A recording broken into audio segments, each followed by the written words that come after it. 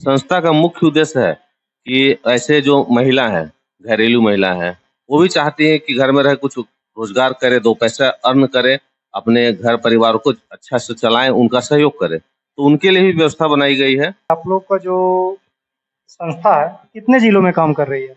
हमारे अभी 4 जिले में कर रही है, रामगढ़ में कर रहा है, बोकारो में कर रहा है और एक आपका जादूगोड़ा आपको जमशेदपुर पड़ती है, वहाँ कर रही है और अभी तत्काल में हम लोग रांची में भी हम लोग प्रवेश कर चुके हैं। रांची में भी जल्दी जी हम लोग प्रोजेक्ट को लगाएंगे।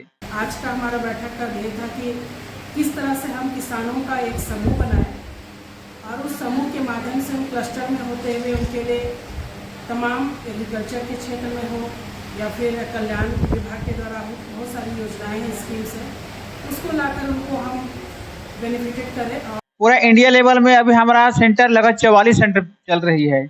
इसमें एमपी में चल रही है, छत्तीसगढ़ में चल रही है, आपका उड़ीसा में चल रही है।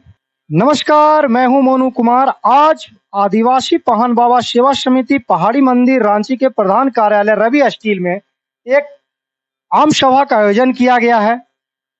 आम सभा में यहाँ के पदाधिकारियों द्वारा क्या क्या निर्णय लिया गया है, यह हम यहाँ के पदाधिकारियों से जानने का प्रयास करेंगे। आगे आने वाले समय में संस्था कौन कौन से काम करने वाले हैं और इनकी रूपरेखा क्या होने वाली है, यह भी हम जानेंगे। वर्तमान में संस्था क्या काम कर रही है, कौन कौन से कोर्स या छात्रों को करा रही है, यह भी हम जानेंगे। क्या नाम है आपका? मेरा नाम किशोर सोदिर्की है और मैं आदिवासी पाहन बाबा सेवा समिति के सचिव हैं, केंद्रीय सचिव हैं और मैं अभी गवर्नमेंट के माध्यम से तरह तरह से प्रोजेक्ट ला रहे हैं, जिसमें ब्यूटी पार्लर के लाए हुए हैं, कंप्यूटर के लाए हुए हैं, अप्रैल सिलाई के लाए हुए हैं। हमारे जितने भी झारखंड है उसमें अभी 4 स्टेट में जिले में चल रही सेंटर, लेकिन पूरा इंडिया लेवल में अभी हमारा सेंटर लगभग 44 सेंटर चल रही है। इसमें एमपी में चल रही है, छत्तीसगढ़ में चल रही है, आपका उड़ीसा में चल रही है, असम में चल रही है।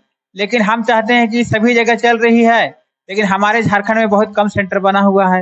इसलिए हम चाहते हैं कि कम से कम हमारे जितना भी डिस्ट्रिक्ट है, सभी डिस्ट्रिक्ट में 2-2 सेंटर हम लोग बनाएंगे और हम लोग कमेटी के माध्यम से सभी डिस्ट्रिक्ट में मेंबर बनाए हुए हैं, जो आपको प्रखंड स्तर पर, जिला स्तर पर हम लोग आदिया सचिव चयनित किया गया है और हम लोग उन्हीं के माध्यम से सरकार को क्लस्टर के रूप में हम लोग बनाएंगे और सरकार का जो भी लाभ होगा वो क्लस्टर के माध्यम से हमारे जिला के पदाधिकारी जितना बने हुए हैं उन्हीं के माध्यम से हम लोग जो जनहित के लिए सभी लाभों को आगे बढ़ाएंगे। अभी अगर बात किया जाए, आप लोग का जो संस्था है कितने जिलों में काम कर रही है?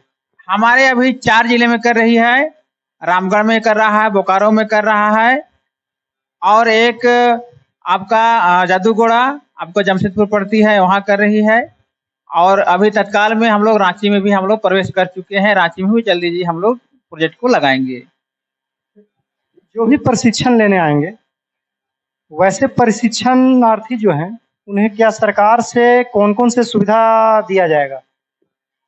हमारे पास जो भी प्रशिक्षण के लिए जो छात्राएं जो आते हैं, कम से कम 18 से लेकर 27 साल के बच्चे रहते हैं और उनको गवर्नमेंट के माध्यम से सर्टिफिकेट हम लोग प्रोवाइड करते हैं और उन्हीं को माध्यम को हम लोग गवर्नमेंट के माध्यम जो सर्टिफिकेट होगा उसमें सरकार के माध्यम से आने जाने के भत्ता 100 रुपया हम लोग दिया जाता है और सर्टिफिकेट उसको मिलने के बाद में रोजगार भी अपना सरकार के माध्यम से हो जाती है। जैसे लोन हुआ या कहीं पर वैकेंसी सब निकलता है तो उसमें अपना बच्चे सर्टिफिकेट के माध्यम से जाते हैं। अगर वो प्लेसमेंट करने चाहते हैं तो हम लोग प्लेसमेंट भी करते हैं सरकार के माध्यम से। लेकिन हम लोग किसी को जो गार्जियन के सुझाव के तरफ से ही हम लोग उनको आगे माने प्लेसमेंट देना है या नहीं देना है, गार्जियन भेजते हैं तो हम लोग प्लेसमेंट करते हैं और अगर गार्जियन नहीं चाहते हैं तो हम लोग उसको फिर अपना रोजगार अपना यहीं पर कहीं पर उपलब्ध करा के देना पड़ता है हम लोग। ये जो प्रशिक्षण का जो कार्यक्रम चलाया जा रहा है, इस प्रशिक्षण में सभी जाति वर्गों के लिए है या किसी खास जाति वर्ग के लिए?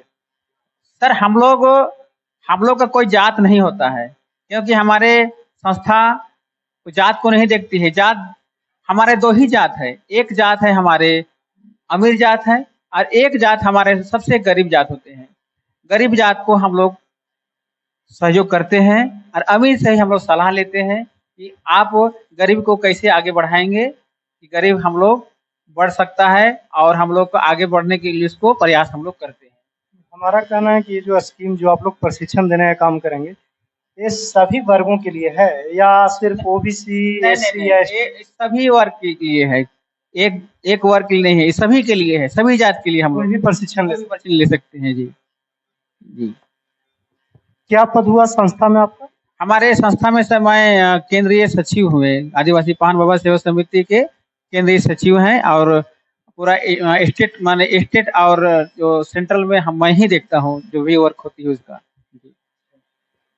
और भी लोग हैं जिनसे हम जान लेंगे कि आखिर इस संस्था का उद्देश्य क्या था और आगे इस संस्था को इन लोग किस स्तर तक ले जाने का प्रयास करेंगे। जब ये संस्था शुरू हुई तो आप लोग को अनुमान था कि ये संस्था आप लोग देश के अलग अलग राज्यों में, राज्य के अलग अलग जिलों में ले जाएंगे और लोगों को प्रशिक्षण देने का काम करेंगे? जी सर, नमस्कार। मेरा नाम रूपेश सोनी हुआ। जैसा कि आपने कहा कि अनुमान था या नहीं, तो ये संस्था का जो उद्देश्य है ना, समाज सेवा, गरीबों का सेवा, उनको आगे बढ़ाने का काम, तो उससे हमें 110% उम्मीद था कि ये काम हमारा आगे बढ़ता जाएगा। और आप लोगों का दुआ सहयोग से, मीडिया का जो भी है उनके सहयोग से ये काम आगे बढ़ता जा रहा है। तभी तो हमने अभी 4 जिलों में काम शुरू किया और अभी और भी निरंतर हम लोग आगे बढ़ते जाएंगे। संस्था का मुख्य उद्देश्य है कि ऐसे जो महिला हैं, घरेलू महिला हैं, वो भी चाहती हैं कि घर में रह कुछ रोजगार करे, 2 पैसा अर्न करे, अपने घर परिवार को अच्छा से चलाएं, उनका सहयोग करे। तो उनके लिए भी व्यवस्था बनाई गई है। प्लस जो बाहर निकल के चाहती हैं कि कुछ काम करें, उनके लिए भी हमारा संस्था लगा हुआ है। जो भी पदाधिकारी लोग हैं जिनको हम लोगों ने कार्यभार दिया है, तो उनके माध्यम से उन लोगों को भी चयनित करते हैं। और जो अभी देखते होंगे आप, हर एरिया में, गांव में महिला समिति जो लोन लेकर कुछ करना चाहती है, तो उनको वो सब जरूरत ना पड़े। अगर घर में ही रोजगार करें और 2 पैसा अर्न हो तो लोन वगैरह का चक्कर में ना पड़ेंगी। तो ये सब भी हम लोग का आगे का सोच है। तो इस सोच में हम लोग निरंतर बढ़ते जा रहे हैं और सभी पदाधिकारियों का हम धन्यवाद करते हैं कि वो लोग साथ भी दे रहे हैं और अच्छे से अपना वर्क को निभा रहे हैं, जिसमें कि हमारे सर जो हैं वो, उनका काफी अच्छा मार्गदर्शन है। और यहाँ समिति से बहुत सारे ऐसे ऐसे लोग, गणमान्य लोग जुड़े हुए हैं जो कि आज कुछ लोग नहीं आ पाए, तो उनका सहयोग काफी रहता है और हम लोग निरंतर इसमें काम करते हुए आगे बढ़ना चाहते हैं। आज का हमारा बैठक का ध्येय था कि किस तरह से हम किसानों का एक समूह बनाएं और उस समूह के माध्यम से हम क्लस्टर में होते हुए उनके लिए तमाम एग्रीकल्चर के क्षेत्र में हो या फिर कल्याण विभाग के द्वारा बहुत सारी योजनाएं हैं, स्कीम्स हैं, उसको लाकर उनको हम बेनिफिटेड करें। और जो भी सरकार की जो इच्छा है या फिर बोला जाएगा कि स्कीम है लोगों तक पहुंचाने के लिए, तो डायरेक्ट लोग नहीं आते हैं, जागरूकता की कमी रहती है। तो किस तरह से हम जागरूकता के साथ साथ में हमारा अधिक से अधिक प्रयास होगा कि हम लोगों तक सरकार की स्कीम को ले जाए और उनको जीविका स्तर को लेकर या फिर उनकी आर्थिक क्षमता को लेकर कैसे हम बढ़ा सकें, हमारे ये मुख्य ध्येय है।